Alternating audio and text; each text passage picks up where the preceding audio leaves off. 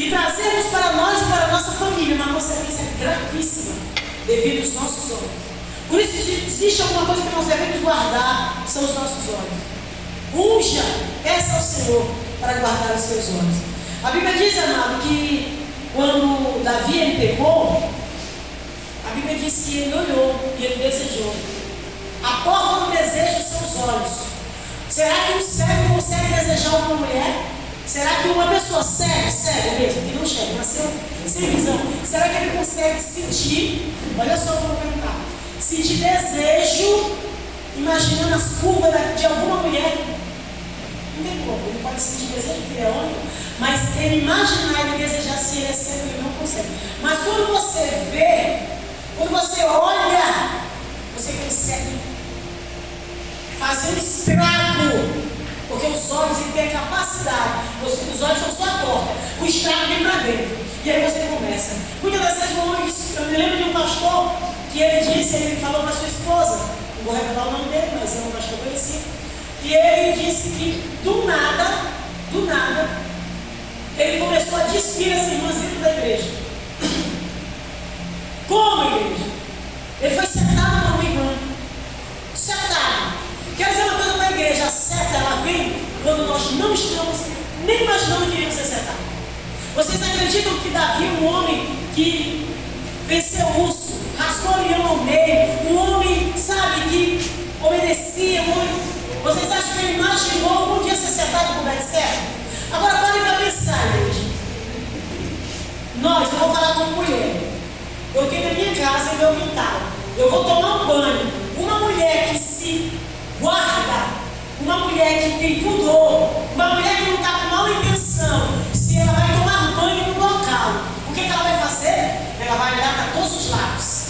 Ela vai imaginar, bem ali tem uma janela e pode sair um homem. Bem ali tem uma casa alta, não vou tomar banho, então ela vai se esconder para tomar um banho, amém? Amém. A Bíblia diz que Betseba, quando foi tomar banho, o rei saiu no pátio e ele olhou ela. E aí hoje estudamos sobre isso, uma nova versão sobre a história de Betseba, porque a Bíblia, irmão, ela se remanda com surgir a palavra de Deus para o contexto que Deus quer pregar e falar dentro daquilo para a sua igreja. E eu comecei a pensar, e aí o Senhor me trouxe essa palavra hoje sobre Betseba. Imagina só, se vocês observarem, Urias era quem? Ele era o comandante, era o homem de frente. E a Bíblia diz que ele ia para onde? Para batalhas distantes e passava meses em batalha. A Bíblia diz que Betseba era uma mulher muito bonita. Se ela era muito bonita, ela era com certeza assediada por algum homem que de repente quando ela passava, olhava um soldado ali, ou outro olhava, e aquela mulher bonita. E a Bíblia diz, amado, que nós somos engoldados pelos nossos olhos. Eu não estou afirmando, eu estou dentro dessa palavra direcionada por Deus. Eu quero que a igreja atente do que eu vou dizer. Eu quero dizer que Betseba pode muito bem ter olhado para Davi, o rei, e ter dito assim, com certeza o seu marido fiel ao rei. E ela deve ter olhado ali. E quem disse que não, que Betseba não poderia ter sido levada a ter engoldado Davi? A olhar para ela, ela estava nua. Ele olhou para ela, estava no banho, ele olhou, ela era uma mulher bonita. E ele foi cercado através dos olhos. Primeiro ele olhou. Depois aquele desceu e ele com certeza foi dormir pensando naquela mulher. E aí ele começou, porque é assim que acontece. É assim que acontece, amado, pecado. Isso não é só em adultério e fornicação. É o pecado quando você deseja algo de alguém. Muitas das vezes nós desejamos algo que alguém tem. E às vezes a gente usa de suborno, de qualquer coisa para ter aquilo que a pessoa tem. Nós precisamos vigiar muito com os nossos olhos. Porque o desejo, ele pode fazer com que isso nos traga danos terríveis. A Bíblia diz que Davi, ele criou uma situação que todo mundo conhece, a história. Mas eu fico aqui imaginando, amado, é que Betseba, ela estava ali numa situação de fragilidade. E a mulher, quando ela está numa situação de fragilidade, ela é perigosa. A mulher, quando ela está numa situação de fragilidade, ela é perigosa. Porque o homem, todos nós já sabemos que o homem, ele é homem, né? E aí ele está sempre numa situação de fragilidade. Se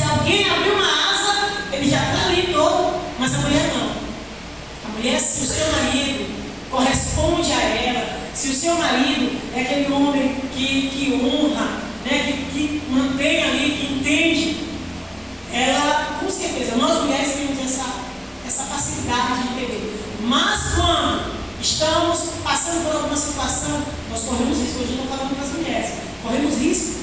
Eu já vi, amados, mulheres casadas, crentes, nascidas do Evangelho, que falavam em línguas e dizimadas e fazia a pessoa, e de repente a igreja se acabou porque simplesmente ela era como pastor. E aí? O que a igreja me diz sobre isso? Como é que alguém que está na igreja todos os dias, ouvindo a palavra que levanta, que liberta, que transforma, acontece com ela? Porque ela simplesmente deixou que os seus olhos a cegassem. Ela foi secada pelos seus olhos, ela desceu no coração. Nós precisamos tomar cuidado. Davi não vigiou. E a Bíblia diz, amado, que as consequências foram terríveis. Eu estava lendo essa história, e lá na frente, quando Absalão, o seu filho, em consequência desse olhar, desse desejo e desse pecado que ele cometeu, a Bíblia diz, amado, que a espada nunca saiu da vida dele mais. Os seus filhos, a sua filha foi estuprada pelo seu próprio irmão. O seu filho matou o seu próprio irmão, aquele por qual tinha estuprado a sua irmã. Olha que loucura! O que uma consequência de um homem e uma mulher que não vigia. Precisamos vigiar com os nossos olhos. Precisamos tomar cuidado, porque o aniversário das nossas almas ele não brinca e ele vai criar situações. Nós somos cercados.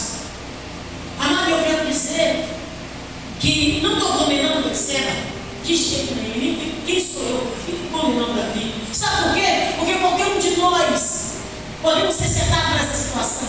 Mas uma coisa eu quero dizer para a igreja que foi aqui o Salmo 32.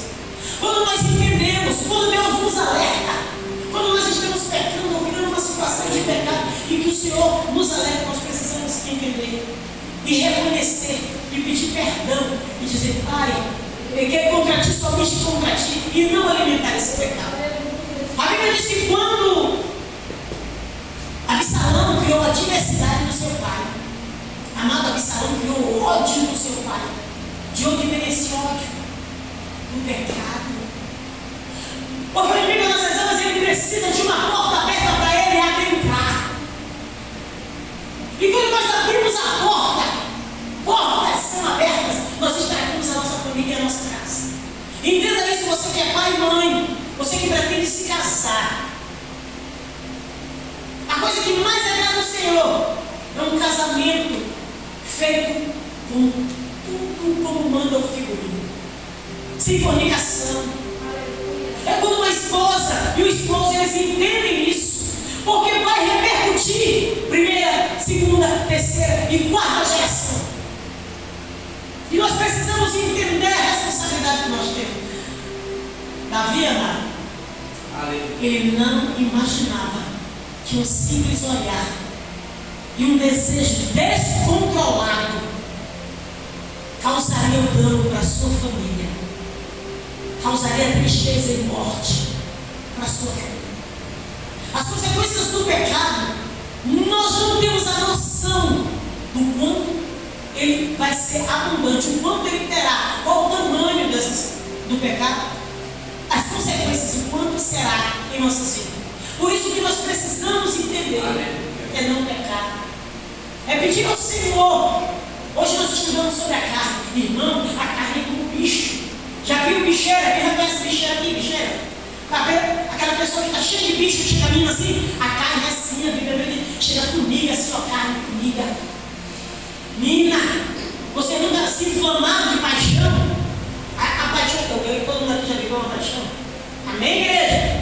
Amém. Você fica, você não consegue dormir, você tem que ver, você tem que tocar, você tem que sentir o cheiro, porque a sua carne está inflamada. Você dorme, você banha, você está inflamada por aquele desejo, a carne. E é isso, igreja, que Satanás quer. E é por isso que nós temos que dominar essa carne. Davi não vigiou.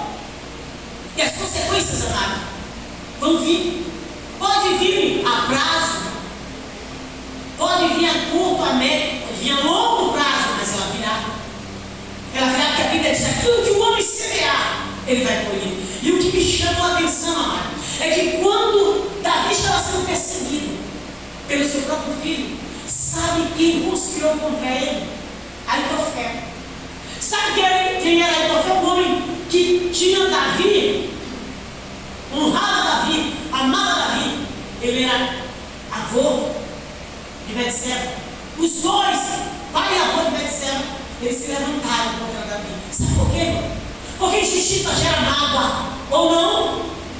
Imagina você ser uma pessoa fiel a um homem e aquele homem acabou com a vida de Betseba. E por Davi ser rei, provavelmente todo mundo teve medo de dizer: olha, ele coabitou com a mulher e não mandou matar. Mas ele estava escondido aos olhos dos homens. Ele poderia não ser perseguido naquele momento, preso, sei lá o que ia acontecer naquela época, porque ele era morto, a mulher atrás. Mas por ser rei, ele fez inimigo por ele dizer nada. Mas só que os olhos do Senhor estão em todo lugar. Os olhos do Senhor estão em todo lugar. E o Senhor, ele faz a sua palavra se cumprir. Hoje eu falando com uma irmã pelo telefone, e ela questionando o relacionamento dela. Eu disse: irmã, deixa eu dizer uma coisa bem aqui para a senhora. Se a irmã for uma mulher estrategista, se a irmã não vigiar, a irmã vai se arrebentar. Mas vai se arrebentar muito. A irmã precisa vigiar. E nós precisamos entender, amados, que muitas das vezes, pela falta de vigilância, nós acabamos com vidas. Eu não estou falando aqui com a sua vida, porque quando um homem ele acaba adultera, ou quando uma mulher o marido, ou vice-versa, ele não acaba só com a vida dele no casamento. Se tiver filhos, ele vai destruir. Converse com alguém, com filho de pai separado, para vocês verem. É um desastre. É um desastre. Por isso que eu digo: casou, tem que permanecer até o fim. Ah, pastora, mas ele largou, aí tudo bem. Se ele te largou, mas você como mulher, segura o veneno. Segura o veneno. Você como marido, segure. Agora faz que nem uma história do pastor Cláudio. Casou com ela, era uma princesa, virou uma bruxa, monta na vassoura e voa com ela. É pra voar com ela. Casou com o príncipe, virou saco, entra na lagoa, fica com ele. Não tem. Nós não vivemos por sentimento, nós vivemos pela palavra. Verdade. Problema seu se você não ama. Problema seu. A palavra de Deus, ela é bem clara. Ela é bem clara. Devido à beleza do coração, a divórcio, devido à beleza do coração, amém. Mas eu quero dizer, se for viver a Bíblia, é isso mesmo que eu disse para a irmã. Ah, mas eu não amo. E aí? Não tem essa questão de amor. É crente? Conhece a palavra? Então pronto, meu querido. Ele adulterou? Não. Então você permanece casado. Está comigo? Glória a Deus. Vai orar de amor. Amado, nós precisamos entender que as consequências dos nossos desejos, ah, mas é porque ele não me dá não sei o quê, porque não viva com sentimento, amada. Não viva com sentimento, viva com fé. A Bíblia diz que Aitofel, ele se levantou contra Davi, unido com Absalão. Olha só, igreja, como as coisas acontecem. Um homem que era o provedor, o protetor de Davi, lá na frente, depois de 40 anos, ele se levanta. 40 anos, ele se levanta contra Davi e se junta com seu filho para destruir, para acabar com o reinado. Sabe o que é isso? Portas abertas. E o que foi apenas, igreja? Um olhar na janela. Apenas o quê? Ele não foi para uma boate. Ele não foi para um retiro de mulheres. Ele estava na sua casa, no palácio. E ele saiu um pouco assim e olhou. A visão, a vista. E nós estamos hoje, amados, nos deixando levar por isso, por vista, por sentimentos. E nós não podemos. A Bíblia diz que esse homem se levantou para destruir a vida. Mas agora eu quero dizer uma coisa que é, voltando aqui para o Salmo, de número 32, se vocês observarem, ele diz assim: confessei-te o meu pecado. Lá no versículo 5 diz assim: confessei-te o meu pecado e a minha maldade não encobri. Disse eu: confessarei ao Senhor as minhas transgressões, e tu perdoaste a maldade do meu pecado. Não existe, amado, pecado que Deus não possa. A Bíblia diz que Deus não resiste um coração quebrantado. Se nós pecamos, eu peco, tu peca, no conjugal verbo, nós pecamos, eu peguei no conjugal verbo aqui. Não tem essa que não peca, não existe um santo nessa face da terra. Quando eu vejo alguém dizer que eu não peco, ela fica com medo, que é o mais pecador. Porque todos nós pecamos, consciente e inconscientemente. E nós precisamos tomar esse cuidado. A Bíblia diz que a consequência de Davi foi terrível, mas depois que ele confessou, ele mesmo disse que os ossos dele doíam. Mas quando ele confessou, a Bíblia diz que ele alcançou misericórdia. Glória a Deus. E é o que eu quero dizer para a igreja hoje. Glória a Deus. Que nós venhamos entender, igreja, que mesmo que caiamos, venhamos cair, por mais que venhamos ser setados, mas que nós venhamos lutar contra a nossa carne e não aceitar. Glória a Deus. Você que é casada, você que é casado, você que namora, seja fiel ao seu namorado, porque se você não é fiel ao seu namorado, você não vai ser fiel à sua esposa. E as coisas têm que começar certa. Verdade. Certa para dar certo. Tudo que começa errado vai dar errado. E a gente precisa entender. A Bíblia diz que Davi, depois disso, que ele entendeu o seu pecado, a Bíblia diz que Deus o chamou. Ele, o homem, segundo o seu coração. Então, o que eu quero dizer? Que o teu pecado e o meu pecado, por maior que ele seja, a partir do momento que nós reconhecemos e não praticamos mais. Quando aquela mulher foi encontrada ali, que conseguiu apredejá-la, o Senhor, depois que falou, todos saíram, o Senhor disse: mulher, cadê os teus acusadores? Foi? E ela disse: não tem nenhum, Senhor. Ele disse: eu também não te condeno, vá e não peques mais. Glória a Nós Deus. precisamos entender isso. Lutar contra a carne não é fácil. Brincar com a carne não é fácil. A Bíblia diz que Paulo, quando ele foi falar ao Senhor, que existia um espinho na carne de Paulo. Quem sabe qual é esse espinho? Na carne de Paulo? Ninguém. Existem deduções do espinho da carne de Paulo. Estudiosos relatam que Paulo tinha 1,5 m. 1,5 m de altura.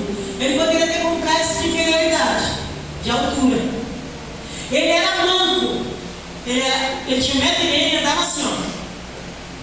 Ele era manco. Ele poderia, ainda era trabalhador de um olho. Ele poderia muito bem dizer: Senhor, não me casei que a mulher que me quer, sou manco, trabalhador e que 1,5 m de altura. Não sei. Mas existia alguma coisa em Paulo que ele dizia: Senhor, essa coisa não me escofeteia. Todo dia talvez ele tinha um complexo muito grande dentro dele. Isso aqui, irmão, não estou afirmando, eu estou dizendo para a igreja inteira.